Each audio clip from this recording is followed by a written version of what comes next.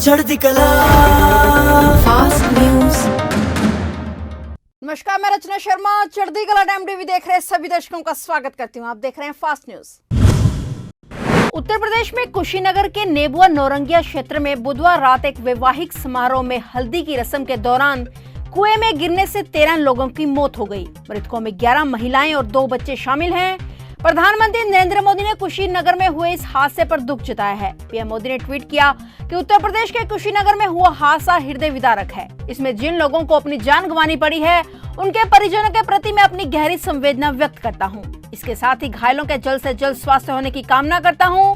स्थानीय प्रशासन हर संभव मदद में जुटा हुआ है। उधर मुख्यमंत्री योगी आदित्यनाथ ने भी कुशीनगर के नेबुआ नौरंगिया थाना क्षेत्र में हुए कुएं में गिरने की दुर्घटना में लोगों की मृत्यु पर गहरा शोक व्यक्त किया है। उन्होंने जिला प्रशासन के अधिकारियों को तत्काल मौके पर पहुंचकर बचाव और राहत कार्य संचालित करने और हादसे में घायल लोगों का समुचित उपचार कराने के निर्देश दिए। सीएम योगी ने कुशीनगर हादसे पर शोक जताते हुए मृतकों के परिजनों को 4-4 लाख रुपए मुआवजा देने का ऐलान किया है। हादसे में घायल 12 से अधिक लोगों में कुछ की हालत अभी भी गंभीर बनी हुई है। मरने वालों में महिलाएं, किशोरियां और बच्चे शामिल हैं। लता मंगेशकर के बाद दिग्गज सिंगर बप्पी लहरी के निधन ने लोगों को अंदर से हिला दिया है। बप्पी लहरी का अंतिम संस्कार गुरुवार यानी आज 17 फरवरी को मुंबई स्थित विरले पार्ले में स्थित पवन हंस शमशान घाट पर हुआ। अंतिम क्रिया की विधि लहरी हाउस में सुबह 9 बजे से शुरू हो गई थी। घर से उनका पार्थिव शरीर फूलों से सजे ट्रक में लाया गया। लोगों के चेहरों पर अपने गानों से मुस्कान लाने वाले बप्पी लहरी दुनिया को अलविदा कह गए हैं। 69 साल की उम्र में किंग ऑफ डिस्को पॉप ने आखिरी सांस ली। बप्पी दा के निधन के बाद उनके परिवार के साथ फैंस शोक में हैं, लेकिन सबसे ज्यादा बेसुध उनकी बेटी रीमा लहरी है, जो पिता को खो देने के बाद परेशान है। हरियाणा में कोविड-19 संक्रमण के कारण लंबे समय से कई प्रकार के प्रतिबंध झेल रहे लोगों के लिए राहत भरी खबर है। हरियाणा सरकार ने एक आदेश जारी कर सभी प्रकार की बंदिशें अब हटा ली हैं, लेकिन अब भी कोरोना संक्रमण की गाइडलाइंस का पालन करना होगा।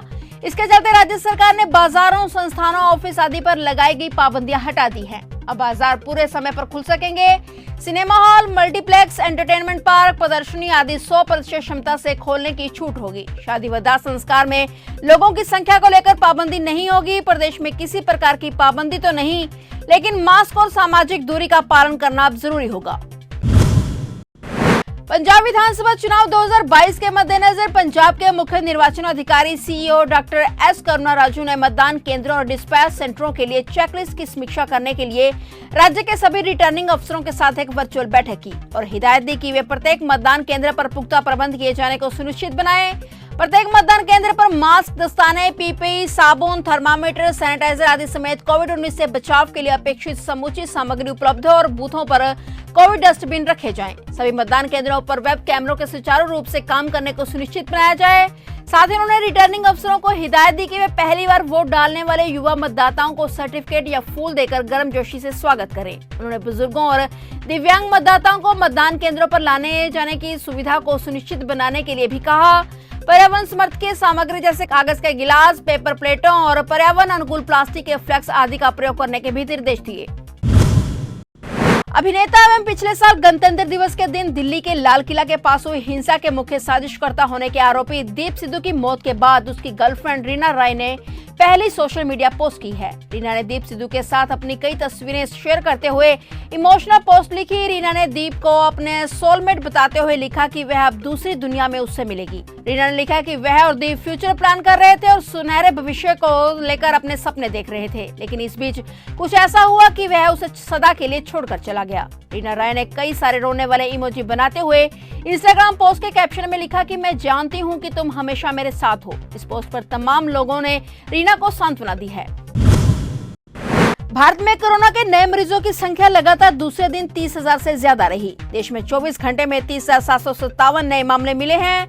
इस दौरान 541 मरीजों की मौत हो गई। वहीं देश में पॉजिटिविटी रेट 2.61% पर रहा। नए आंकड़ों को मिलाकर भारत में कोरोना संक्रमितों की संख्या 4,27,54,315 पर पहुंच गई है। इनमें से 5,10,413 की मौत हो चुकी है। अच्छी खबर यह है कि 4 करोड़ से ज्यादा लोग कोविड-19 को मात दे चुके हैं। कोरोना के खिलाफ देश में वैक्सीन की 174 करोड़ 24,36,288 खुराक भी दी जा चुकी हैं। जम्मू कश्मीर में लगातार दूसरे दिन भूकंप आया है। गुरुवार तड़के करीब 3:02 पर जम्मू कश्मीर के कटरा से 84 किलोमीटर दूर पूर्व में यह झटके महसूस किए गए हैं। नेशनल सेंटर फॉर सिस्मोलॉजी के अनुसार इस भूकंप की तीव्रता रिक्टर स्केल पर 3.5 मापी गई है। अभी तक इस भूकंप के कारण जानमाल के नुकसान की कोई खबर नहीं है। इससे पहले बुधवार को भी जम्मू कश्मीर में भूकंप आया था। यह भूकंप जम्मू कश्मीर के पहलगाम से 15 किलोमीटर दूर दक्षिण पश्चिमी इलाके में सुबह 5:43 पर आया था। बताया गया कि भूकंप के झटके महसूस होते ही लोग सहम गए थे। जब यह भूकंप आया तो लोग सो रहे थे।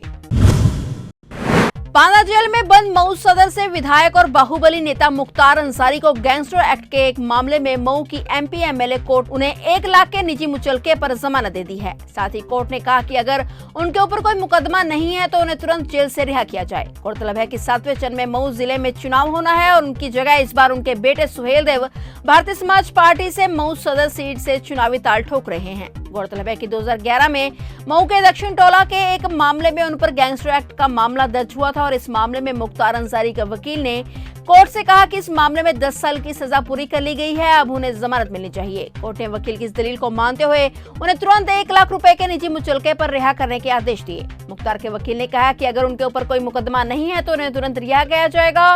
बता दें कि मुख्तार अंसारी के खिलाफ योगी सरकार में ही 12 मुकदमे दर्ज हैं और अभी भी उनके ऊपर 15 मामले दर्ज हैं। ब्राजील के शहर रियो डी जेनेरियो के पेट्रोपोलिस इलाके में भारी बारिश और लैंडस्लाइड की वजह से 94 लोगों की मौत हो गई और 54 घर तबाह हो गए।